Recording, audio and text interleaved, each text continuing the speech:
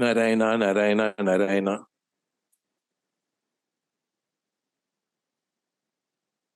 With the grace of Sri Sadguru and Sri Bhagavan, this conference is happening now. Entirely by his grace. We've had so many obstacles to surmount. We were in, because I was constantly traveling, I could not sit down with the other trustees and work on the conference enough. And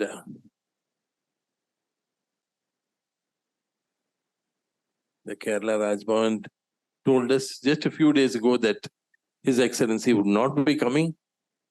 And I point out that the floods had receded, but they said no.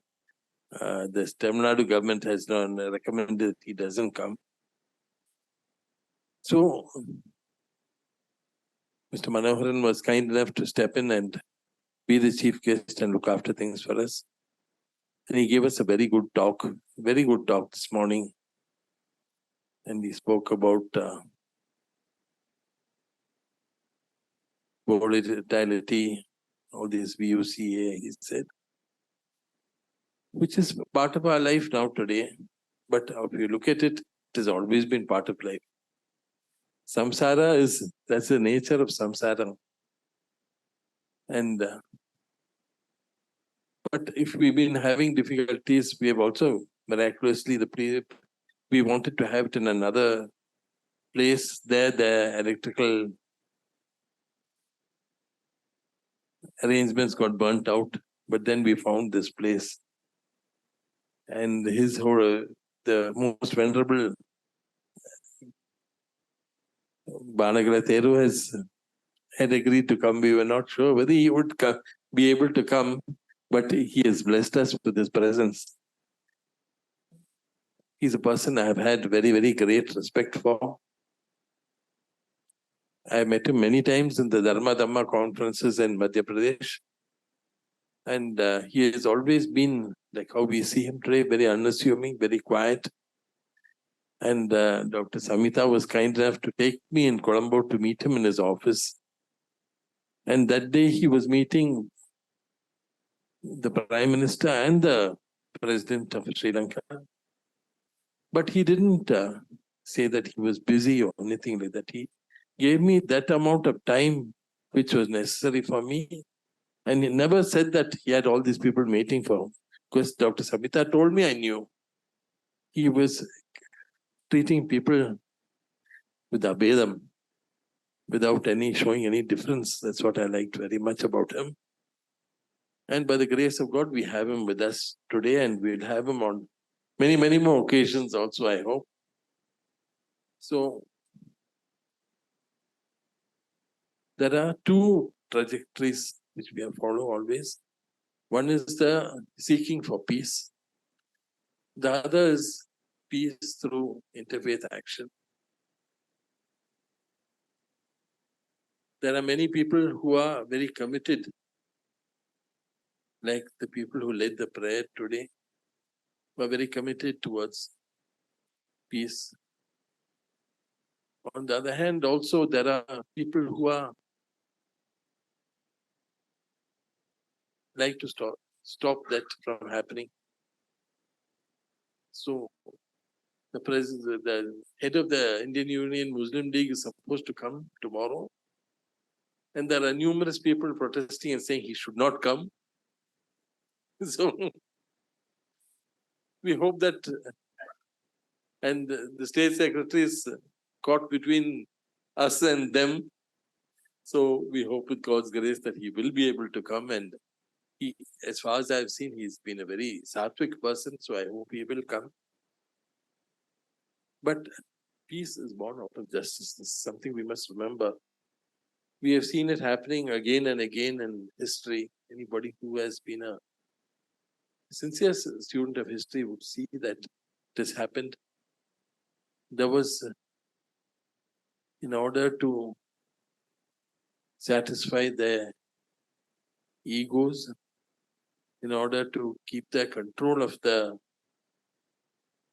world, The Allied forces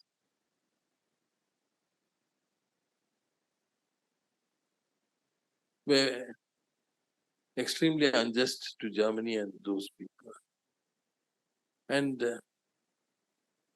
that laid the ground for the next World War. If they had not been so mean about the reparations and other things, a much more positive government would have come. So when there is a lack of the basic needs for people, when there is a lack of dignity, when there are injustices happening, then peace gets disrupted. So when we see the history, people want their egos to be happy. They want to be treated well. They want to secure their interests. When they can't do that, then the better type of people, they control themselves. They adjust to the situation and they make the most and grow there. The people who are otherwise, they do wrong things. Even a perception of injustice is enough to make us disrupt peace.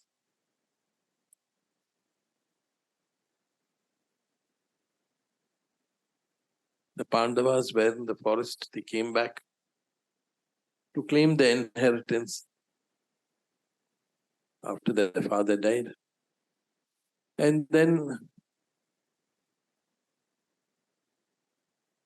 when that happened,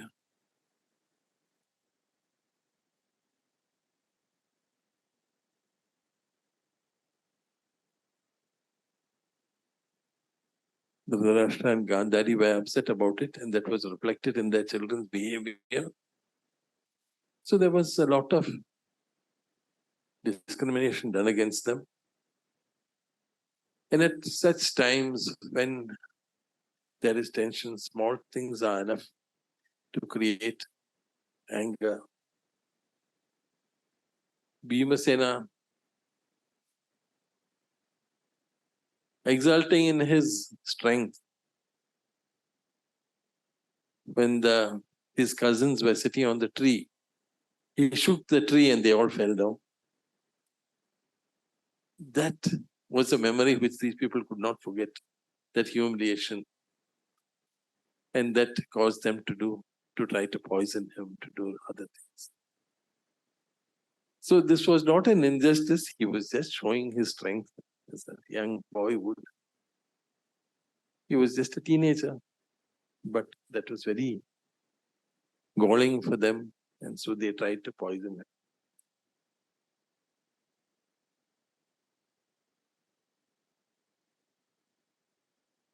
The Pandavas accepted an injustice and took only a portion of the kingdom which should have been entirely theirs. But to Duryodhana and others, it was their success, their fame that upset him. And he saw it as an injustice. So then he cheated them. Because this is one of the wonderful things of the human mind, is that we are not conscious of what we have done. We are not conscious of the weaknesses in our case to get this or to get that. we are only conscious of one thing, that we want something. And then we rationalize our demand for it. The human mind is wonderful, and that desire can incarnate itself in so many ways. And we find our minds, our brains and hearts rationalizing sometimes very wrong things. To that extent that Duryodhana said, when Sri Krishna visited Hastinapura to bring about peace, he said, no blame attaches to me in the matter of the dice. I did not cheat. It is Shakuni who cheated. He benefited from it. He took all that. But then when the blame comes, somebody else holds the baby. So this is how the world is. It's full of injustice happening. Sometimes people have to be quiet and take the injustice. It festers in them. Sometimes they use that injustice as a means to go to higher levels of evolution. All of us have been, at some time or the other, we have felt some humiliation. But in the case of Mahatma Gandhi, he used that humiliation as a trigger for himself to stand up against injustice throughout his life. Or at least what he perceived as injustice. The many injustices he rationalized because of his commitment to various concepts. But each person sees according to their lights. Each person has their beliefs. And centered to the belief is this me, my needs. So, Dharma, Artha, Kama, and finally Moksha, all are our needs.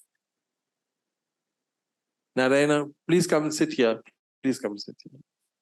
So, these are all our needs which we want to fulfill. So, my need for Dharma makes me say that even the wrong things that I have done are Dharma only, because we want that validation. My need for success, for possession of the things of the world, that makes me do things. Sometimes Dharma is stronger and we don't cross that limit. And sometimes the desire for Artha or for Kama to get things are stronger, then it crushes Dharma. But always the perception is, I am doing the right thing. Nobody has this feeling. Even the Dhritarashtra, he says that, Janami dharmam nacha pravrittim. I know what is dharma, but I can't practice it. I know what is adharma, but I cannot get out of it. And then he puts it, oh, God is sitting in my heart and he's making me do it. That's a typical Dhritarashtra attitude. When we read Mahabharata, Dhritarashtra has got an immense capacity for self-deception. Sadhguru told once one devotee that you try to deceive people, you deceive yourself that you can deceive people, and you deceive yourself that you can deceive God also. So, exactly, Dhritarashtra. His guru, Kanika Bhardwaja, told him that hypocrisy is an easy way of getting what you want. It is the crooked stick and not the straight stick which brings the fruits down from the tree. And he practiced his Guru's teachings throughout his life. So this is how it is, that we rarely see that what we have done is wrong. When we see it is wrong,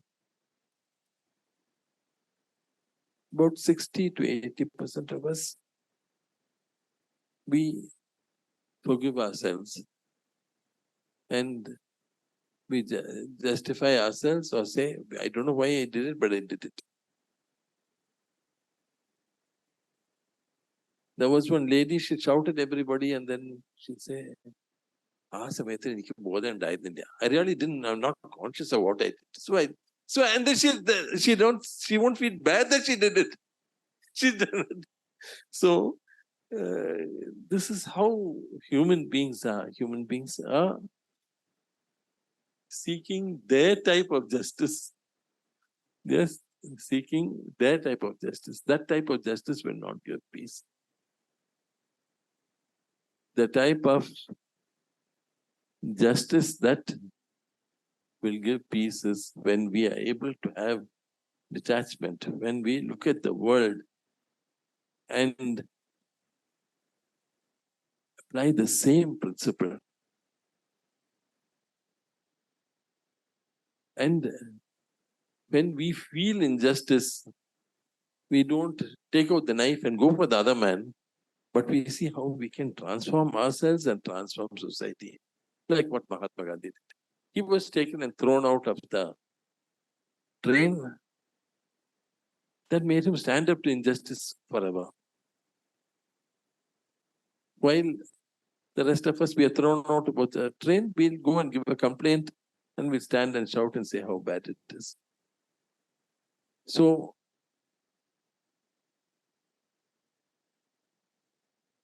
these acts of injustice that we see,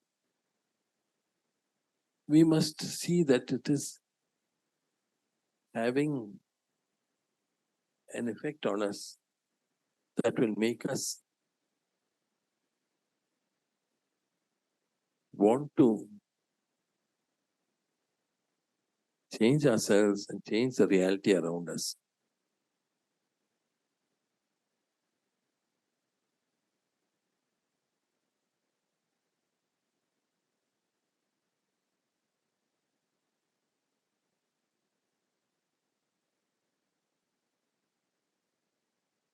When an idea is said repeatedly, then at least outwardly we conform to it. When we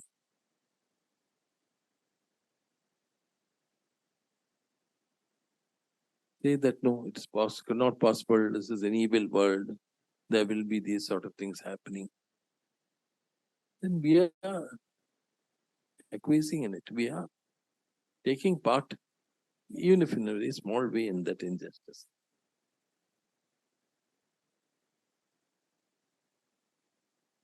If nothing else, we should get up and leave. If people are gossiping, they're talking about some other person, and they're saying things which are not true, at least we should get up and go out of the place.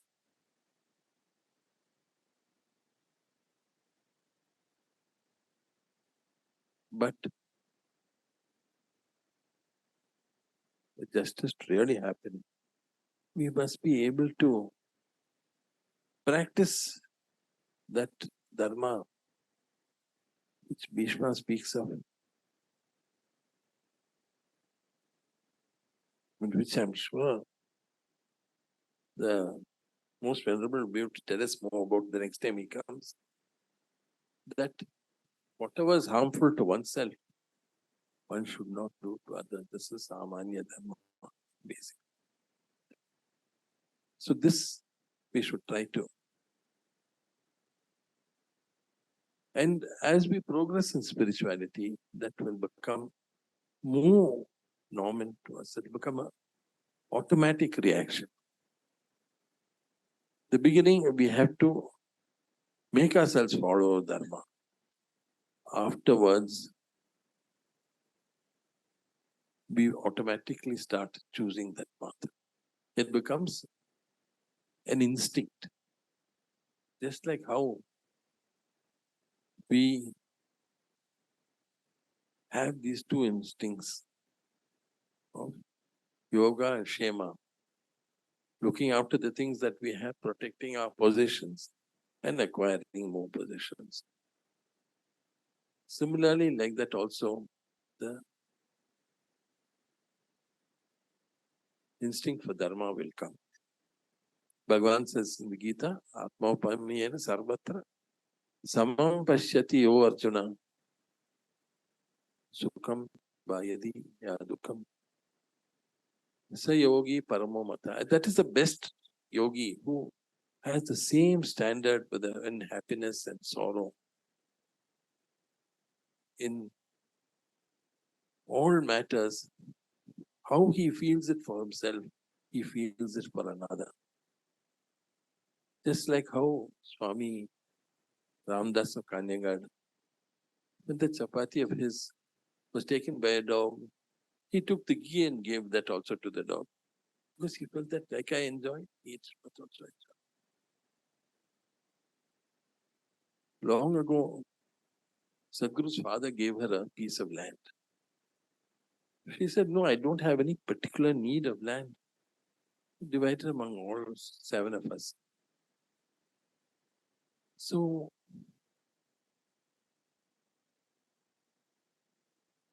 later it was sold after land prices went up immensely. And somebody told Sadhguru,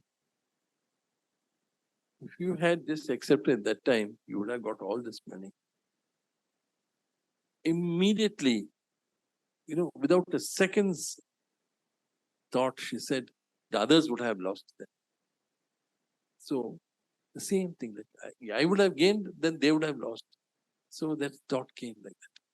So that is not a thought which comes to everybody, but we can cultivate that by habit or thing, by 2 things, vairagya and abhyasa. By that, vairagya does not mean leaving the whole world, but that vairagya to take our self-interest out of the situation and look at the things as it is. And to keep on doing that again and again, which is very, then the world can be changed.